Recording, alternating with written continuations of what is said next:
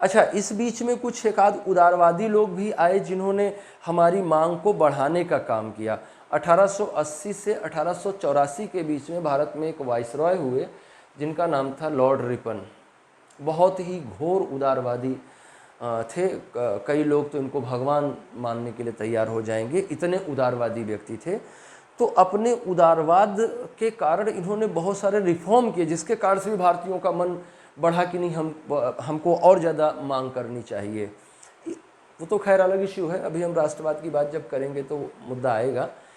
मुद्दा ये हम बात कर रहे थे कि इस तरह से बहुत सारे रीजनल ऑर्गेनाइजेशंस बने जिन्होंने ये महसूस किया कि ब्रिटिश रिफॉर्म सफिशिएंट नहीं है, और इस बीच में बहुत सारे ब्रिटिश कानून ऐसे पारित हुए जिन्होंने इस बात को और बताया कि भाई देखिए, ब्रिटिशों की मंशा कुछ और है। वो जो व्हाइट मैन बर्डन का नारा देते हैं और जो वो कहते हैं कि ईसा मसीह ने उनको जिम्मेदारी सौंपी है कि पूरी दुनिया को वो सभ्य और शिक्षित बनाएं, इसलिए वो भारत में आए हैं, ये बात गलत है। व्हाइट मैन बर्डन का जो वो सिद्धांत सबको बताते हैं वो वास्तव में बताने के लिए है। वो बेसिकली उदारवादी, ईसाई, यूरोपियनवाद, इन सब विचारधाराओं से प्रभावित है। ईसाइयत से, थोड़ा उदारवाद से, थोड़ा यूरोपियन आइडियोलॉजी को चारों प्रचार करने से, इन सब विचारों से ज़्यादा संबंधित है, भारतीयों के कल्याण से कम संबंधित है। कौन कौन से कानून थे? जैसे वर्नाकुलर प्रेस एक्ट पास किया इन्होंने 1878 में, जो स्थानीय प्रेस था उसको दबाने का काम किया। उसके माध्यम से भारतीयों को हथियार न रखने का एक कानून पास किया गया जिसे आर्म्स एक्ट कहा गया। इल्बर्ट बिल पास किया गया। पीसी इल्बर्ट जो थे, इनके कानूनी सदस्य थे, लॉ मेंबर थे वाइसरॉय की एग्जीक्यूटिव काउंसिल में। पीछे से हम पढ़ाते आए हैं कि वाइसरॉय की एग्जीक्यूटिव काउंसिल क्या थी। वाइसरॉय की एग्जीक्यूटिव काउंसिल में एक लॉ मेंबर थे जिनका नाम था पीसी इल्बर्ट। पीसी इल्बर्ट ने एक कानून बनाया था जिसे इल्बर्ट बिल के नाम से जाना जाता है। उसमें ये कहा गया था कि जो भारतीय जजेज होंगे, इंडिया के जो जज नियुक्त किए जाएंगे, वो यूरोपियंस के भी मुकदमों की सुनवाई करेंगे। हालांकि ऐसी व्यवस्था प्रेसिडेंसी सिटीज़ में पहले से थी। प्रेसिडेंसी नगरों में अगर कोई भारतीय जज नियुक्त किया जाता है तो वो यूरोपियंस के भी मामले सुनेगा, ऐसा पहले से ही प्रावधान था। लेकिन ये भी कर दिया गया कि जो दूर दराज के आउटस्कर्ट एरियाज़ हैं, जो रिमोट एरियाज़ हैं, वहाँ पर भी अगर कोई भारतीय जज नियुक्त होता है तो वो यूरोपियंस के मुकदमे भी वैसे ही सुन सकेगा जैसे कोई यूरोपियन जज भारतीयों के मुकदमे सुनता है।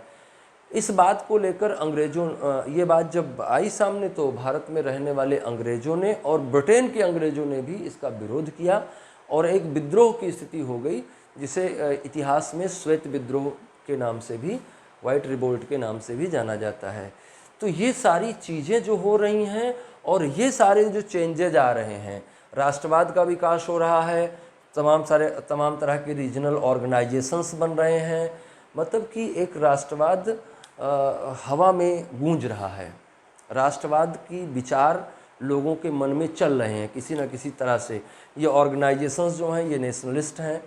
इस तरह के जो कानून पास हो रहे हैं उनका भारत के पढ़े लिखे लोगों के द्वारा विरोध किया जा रहा है। इस कारण से एक आवश्यकता महसूस हो रही है कि एक ऐसा फोरम डेवलप किया जा सके जहां पर हम पूरी बात अपनी कह सकें, अंग्रेज़ी हुकूमत को अपनी बात बता सकें।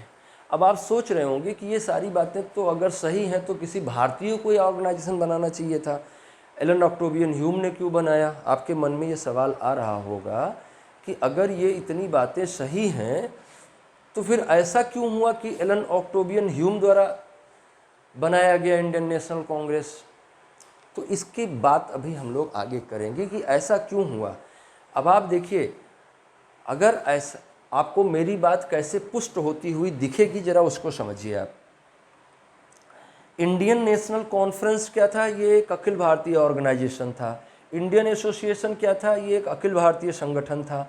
तो 1876 और 1883 में आप देख रहे हैं कि ऐसे ऑर्गेनाइजेशन बनाए जा रहे हैं जो ये दावा कर रहे हैं कि वो पूरे भारत को रिप्रेजेंट करते हैं और पूरे भारत की राजनीति को प्रभावित करने के लिए अस्तित्व में आए हैं।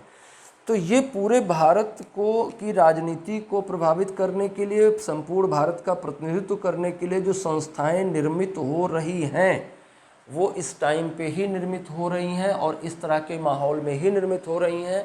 इसका मतलब कि भारतीय लोगों को ये सारी बातें अच्छी नहीं लग रही हैं और दे आर ट्राइंग कि हम इस तरह का कोई ऑर्गेनाइजेशन बनाएं जो इस तरह के बातों का मुखर होकर विरोध कर सके।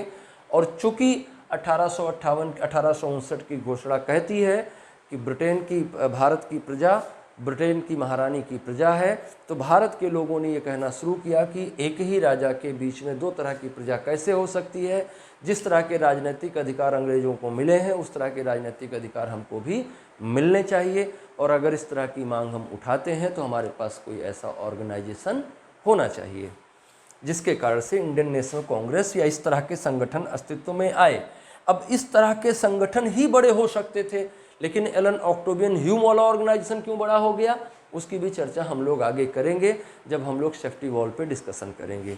इससे पहले हम थोड़े से फैक्ट्स को और थोड़े से चीज़ों को देख लेते हैं इनके बारे में, है ना।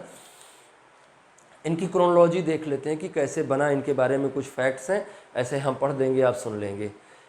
सबसे पहले 1884 में, सबसे पहले एलन ऑक्टेवियन ह्यूम के बारे में थोड़ी बातें जान लीजिए आप। एलन ऑक्टेवियन ह्यूम बेसिकली अंग्रेज ICS ऑफिसर थे जो 1857 के रिवोल्ट के दौरान भारत में सेवा दे रहे थे। इटावा के DM थे उस टाइम पे, और इटावा के लोगों ने उनको बचाया।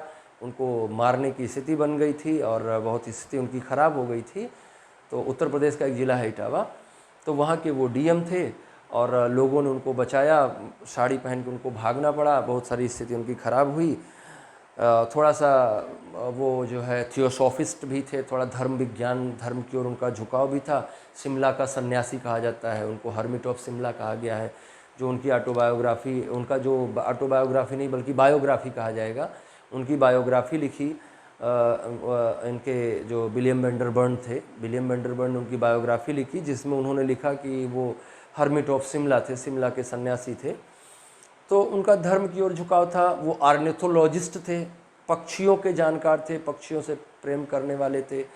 वो जो है एक काइंड हार्टेड व्यक्ति थे। उन्होंने भारत में 32 स्कूल खोले जो कि उन्होंने अपने निजी प्रयासों से और निजी धन से खोला। बालिका शिक्षा के लिए काम किया। करीब 9 से 10 हज़ार के आसपास स्टूडेंट्स उनके स्कूल्स में उस टाइम पढ़ते थे जब वो इटावा के जज थे, इटावा के DM थे। अच्छे व्यक्ति थे। कुल मिलाकर पॉइंट ये है, 1882 में वो रिटायर हुए। 1882 में रिटायर होने के बाद उनको लगा, अभी हम और भी चर्चा करेंगे इस पे, है ना, उनको लगा कि उनको एक ऑर्गेनाइजेशन बनाना चाहिए। तो उन्होंने एक ऑर्गेनाइजेशन 1884 में बनाने का प्रयास किया। उनको क्यों लगा कि हमें बनाना चाहिए, अभी हम बात करते हैं उस पर।